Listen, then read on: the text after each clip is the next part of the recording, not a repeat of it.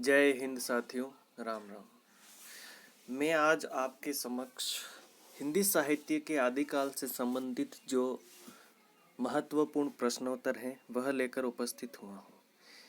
मैंने इन प्रश्नों का स्तर वैसा ही रखा है जैसे प्रश्न सामान्यतः आरपीएससी द्वारा पूछे जाते रहे हैं। चलिए आज हम शुरू करते हैं। पहला प्रश्न अपना है कि निम्न में से हिंदी की प्रथम रचना कौन सी है। अर्थात यह प्रश्न पूछा जाता रहा है परीक्षाओं में कि हिंदी की पहली रचना कौन सी मानी जाती है। तो हिंदी की पहली रचना एक जैन कवि हुए थे जिनका नाम है देवसेन। उन्होंने सन 933 ईस्वी में एक रचना लिखी थी जिसका नाम था श्रावकाचार। वह हिंदी की प्रथम या पहली रचना मानी जाती है। इस रचना में उन्होंने जैन धर्म का प्रतिपादन किया है। अर्थात श्रावकाचार में लगभग 250 दोहों में उन्होंने श्रावक धर्म जैन धर्म को भी कहा जाता है, तो श्रावक धर्म का उन्होंने प्रतिपादन किया है।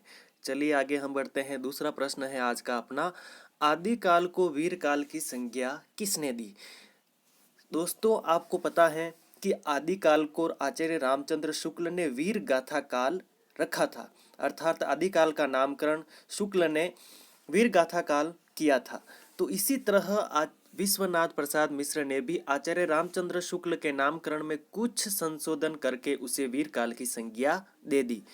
अब हम आगे बढ़ते हैं। संदेश रासक अर्थात संदेश रासक खंड काव्य के रचयिता कौन है। संदेश राचक आदिकाल की एक मार्मिक रचना है जिसके रचयिता अब्दुल रहमान माने जाते हैं। इस रचना में उन्होंने विक्रमपुर की एक वियोगिनी है जिसकी विरह कथा का वर्णन किया है या उसकी विरह कथा का चित्रण किया है। विक्रमपुर की वियोगिनी के नख से लेकर सिख तक का वृत्तांत इस रचना में मिलता है। अब हम आगे बढ़ते हैं। खुमान रासो के रचयिता कौन है। खुमान रासो के रचयिता दलपत विजय हैं। खुमान रासो अर्थात जो राजा खुमान थे वह चित्तौड़ नरेश थे। लगभग 9वीं शताब्दी के खुमान नरेश के युद्धों का वर्णन इस रचना में मिलता है। यह रचना 5000 छंदों का विशाल ग्रंथ है। अर्थात इस रचना में 5000 छंद सम्मिलित है। अब हम आगे बढ़ते हैं। हिंदी साहित्य के विभिन्न कालों का काल विभाजन करके नामकरण करने वाले प्रथम इतिहासकार हैं। अर्थात हिंदी साहित्य का पहली बार काल विभाजन और नामकरण करने वाले पहले इतिहासकार कौन है। तो आपको मैंने क्लास में बताया था पिछली क्लासों में कि हिंदी साहित्य का पहला इतिहास ग्रंथ लिखने वाले तो गारसादत तासी थे जिनका इतिहास ग्रंथ इतिहास द लो लितेतुर एंदुए हिंदुस्तानी है।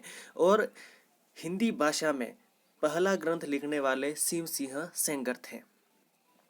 हिंदी भाषा और हिंदी का पहला इतिहास ग्रंथ दोनों अलग अलग है। हिंदी साहित्य का पहला इतिहास ग्रंथ तो गारसा दत्तासी का है और हिंदी भाषा का पहला इतिहास ग्रंथ शिव सिंह सेंगर का है, शिव सिंह सरोज।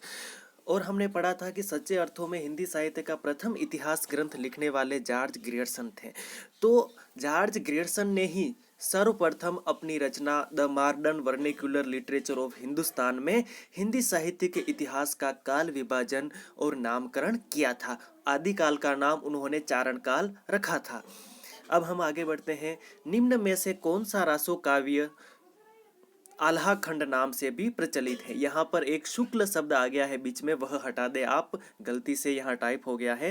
निम्न में से कौन सा काव्य आल्हा खंड नाम से भी प्रचलित है। तो आल्हा खंड नाम से प्रचलित जो काव्य है आदिकालीन काव्य वह परमाल रासो है। परमाल रासो के रचयिता जगनीक है। अर्थात परमाल रासो जिसमें आल्हा और उदल की वीर गाथा का वृत्तांत है उस रचना के रचयिता जगनीक माने जाते हैं। आल्हा खंड नाम से इसकी सर्वप्रथम जो प्रति है वह चार्ल्स इलियट ने प्रकाशित कराई थी सन 1865 में। तो यह भी प्रश्न पूछा जाता रहा है कि आल्हा खंड नाम से सर्वप्रथम इसकी कृति या इसकी प्रतिलिपि किसने प्रकाशित करवाई थी। तो सन 1865 में चार्ल्स इलियट ने इसकी प्रति प्रकाशित करवाई थी। अगला प्रश्न है, निम्न में से मूलतः गेय रासो काव्य कौन सा है। गेय का मतलब होता है साथियों गीत के रूप में गाया जाने वाला। अर्थात निम्न में से मूलतः गेय रासो काव्य बिसलदेव रासो है। बिसलदेव रासो की रचना साथियों नरपति नालह ने सन 1155 ईस्वी में की थी। इस रचना में अजमेर के शासक विग्रहराज तृतीय का वृत्तांत है। विग्रहराज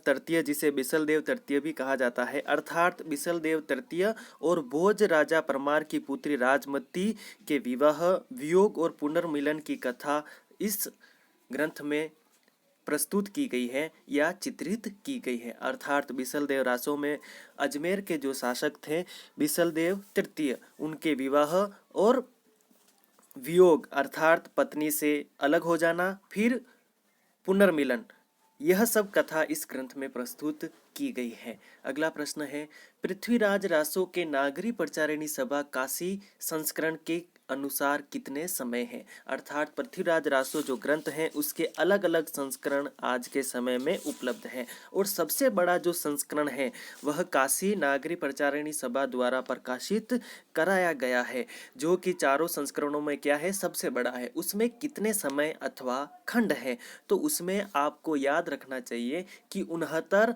या जिसे हम सामान्य अपनी बोलचाल की भाषा में कहते हैं 69, तो 69 समय इस ग्रंथ में है या 69 खंड इस ग्रंथ में है। अगला प्रश्न है अपना, आचार्य रामचंद्र शुक्ल जी के अनुसार हिंदी के प्रथम महाकवि कौन है? अर्थात शुक्ल जी ने हिंदी का प्रथम महाकवि किसे माना था? चंद बरदाई को। और हिंदी का प्रथम महाकाव्य उनके द्वारा रचित पृथ्वीराज रासो को माना था। तो आचार्य शुक्ल जी ने हिंदी का प्रथम कवि, महाकवि और प्रथम महाकाव्य किसे माना है? तो प्रथम महाकवि तो चंद बरदाई को माना है और प्रथम महाकाव्य पृथ्वीराज रासो को माना है। अगला प्रश्न है अपना, आध्यात्मिक रंग के चश्मे आजकल बहुत सस्ते हो गए हैं, उन्हें चढ़ाकर जैसे कुछ लोगों ने गीत गोविंद के पदों को आध्यात्मिक संकेत बताया है, वैसे ही विद्यापति के इन पदों को भी, अर्थात गीत गोविंद के जो रचिता है, गीत गोविंद जो रचना है उसके बारे में कुछ साहित्यकारों ने कहा है कि यह आध्यात्मिक रचना है। गीत गोविंद रचना जयदेव की रचना है, जो प्राचीन आदिकाल के कवि हुए थे जयदेव, जिनकी रचना का नाम है गीत गोविंद। अर्थात गीत गोविंद के बारे में इतिहासकारों ने यह बताने का प्रयत्न किया है, अर्थात उसमें उसे आध्यात्मिक रंग देने का प्रयत्न किया है। तो इसी पर व्यंग्य करते हुए आचार्य रामचंद्र शुक्ल जी ने लिखा है कि जिस प्रकार गीत गोविंद को आध्यात्मिक बना दिया गया, वैसे ही विद्यापति की जो रचना है विद्यापति पदावली, उसे भी आध्यात्मिक रंग देने का प्रयत्न किया है। तो यह कथन आचार्य रामचंद्र शुक्ल का है। अगला प्रश्न है अपना, प्राकृत की अंतिम अपभ्रंश अवस्था से हिंदी साहित्य का आविर्भाव किसने माना? दोस्तों आपको पता है सबसे पुरानी या सबसे प्राचीन भाषा संस्कृत मानी जाती है। संस्कृत के बाद पाली शुरू होती है और पाली के बाद प्राकृत, और प्राकृत के बाद अपभ्रंश, और अपभ्रंश के बाद हिंदी भाषा का आविर्भाव होता है। तो दोस्तों डॉक्टर राम कुमार वर्मा ने प्राकृत की जो अंतिम अपभ्रंश अवस्था है, अर्थात प्राकृत भाषा धीरे धीरे अप्रचलित होने लगी थी और प्राकृत भाषा का रूप अपभ्रंश के रूप में परिवर्तित होने लगा था, अर्थात अपभ्रंश भाषा अपना आकार लेने लगी थी। तो प्राकृत की अंतिम अपभ्रंश अवस्था से हिंदी साहित्य का आविर्भाव एक साहित्यकार आलोचक हुए थे डॉक्टर राम कुमार वर्मा, उन्होंने ही माना है।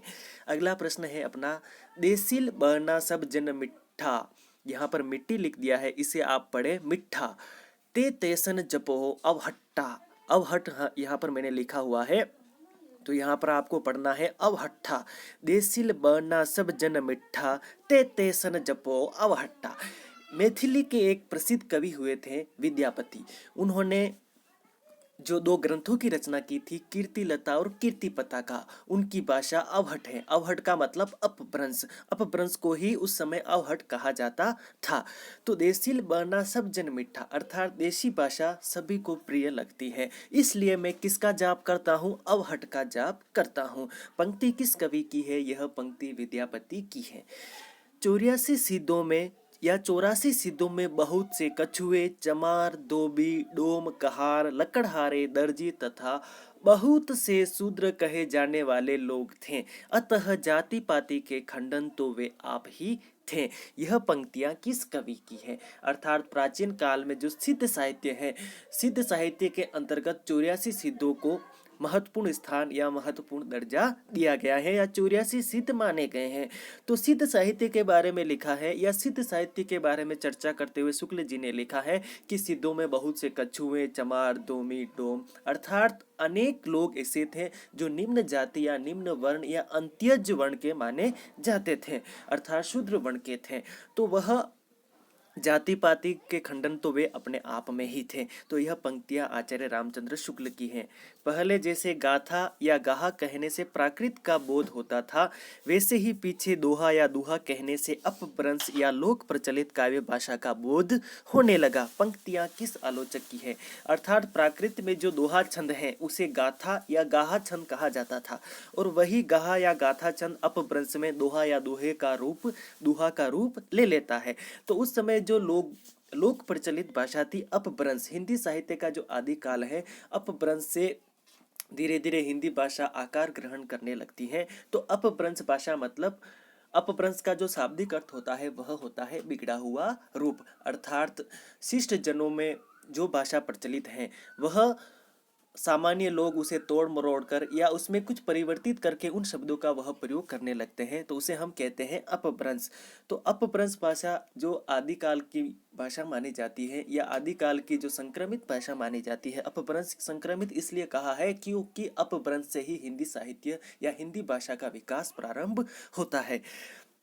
तो उस समय दोहा या दुहा जो प्रचलित छंद माना जाता था, दोहा या दुहा कहने से उस समय की जो प्रचलित भाषा है अपभ्रंश का बोध होता है। जिस प्रकार गाथा या गाहा कहने से प्राकृत भाषा का बोध होता था, वैसे ही दोहा या दुहा कहने से अपभ्रंश भाषा का बोध होता है।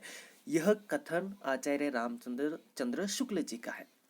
साथियों, मैंने यह जो प्रश्न तैयार किए थे, यह प्रश्न आरपीएससी का जो एग्ज़ाम होता है या आरपीएससी की जो परीक्षा होती है या फिर नेट या जेआरएफ के लिए हम जो तैयारी करते हैं, नेट जेआरएफ, तो उसमें भी इस प्रकार के प्रश्न अक्षरशः पूछे जाते रहे हैं। तो मैंने इन प्रश्नों का स्तर उसी लेवल का या इन प्रश्नों का जो लेवल है वह उसी रूप में है जिस रूप में आरपीएससी या राजस्थान लोक सेवा आयोग द्वारा अधिकांशतः प्रश्न पूछे जाते रहे हैं। जय हिंद।